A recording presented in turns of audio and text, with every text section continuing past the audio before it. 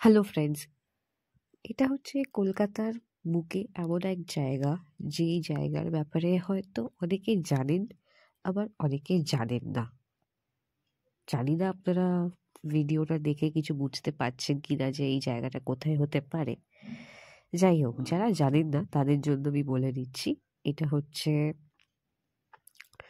রাসবিহারী চেতলাতে যে কেওড়াতলা মহাশ্মশান আছে, সেই শ্মশানের পাশেই উপস্থিত হচ্ছে এই মন্দির। শুনে একটু অবাক হয়ে গেলেন না? শ্মশানের পাশে মন্দির, এটা অস্বাভাবিক কিছু না, এটা খুবই স্বাভাবিক একটা ব্যাপার। আর এই মন্দিরটা খুব খুব খুব ভালো, সুন্দর, পরিষ্কার, সাজানো গোছানো। ঢুকেই আমরা কপির গাছ, তারপর সবুজ টমেটোর গাছ, কাঁচা লঙ্কার গাছ দেখতে পাই, যেটা দেখে খুব ভালো লাগে। আর এখানে বলতে গেলে প্রপার মেনটেন করা হচ্ছে। আর আমার পাশে যাকে দেখছেন উনি হচ্ছেন আমার সেজো মাসি। আমি, মা আর সেজো মাসি আসি এখানে, একবার ভাবি যে দর্শন করেই যাই ঠাকুরের। আর মা এখানে ভিডিওটা করছে।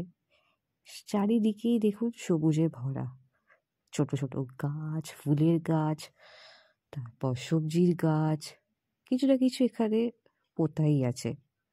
আর অনেক ফুলের গাছও দেখলাম, যেটা আগে হয়তো আমি কোনোদিন দেখিনি বা নাম শুনিনি, সেইগুলো মাসি এখানে বলছিল, সেটাই আমি দেখতে গেলাম যেটা কি গাছ। আর মাসি সব এক এক করে নামগুলো বলে দিচ্ছিল, কারণ ওরা নিজেরাই বাড়ির ছাদে গাছের টব লাগিয়েছে। এটা হচ্ছে রাধাকৃষ্ণর মন্দির। আরও অনেক কটা ঠাকুরই ছিল, তো ভাবলাম আপনাদেরকেও একটু দর্শন করিয়ে দিই। খুব সুন্দর পরিষ্কার করে সাজানো একটা মন্দির। আর সব থেকে বড় কথা হচ্ছে, আমরা হয়তো শ্মশান নামটা শুনে একটু ঘাবড়ে যাই, ভয় পেয়ে যাই। আমিও ভয় পাই, আমি সেটা অস্বীকার করব না।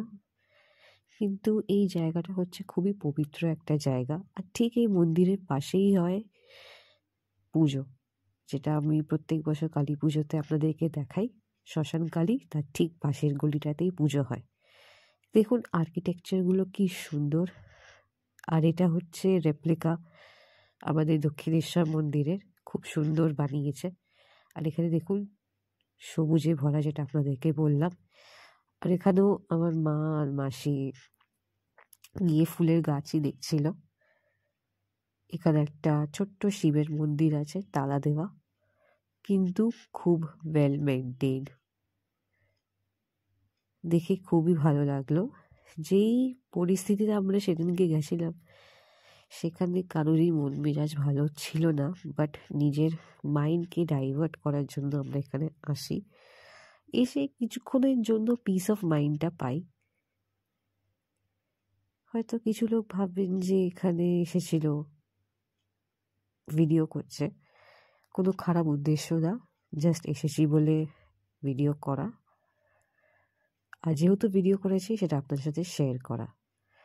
তো চলুন ব্লগটাকে এখানেই এন্ড করছি, বেশি আর কোনো কথা বললাম না। দেখা হবে অন্য আরেক ব্লগে।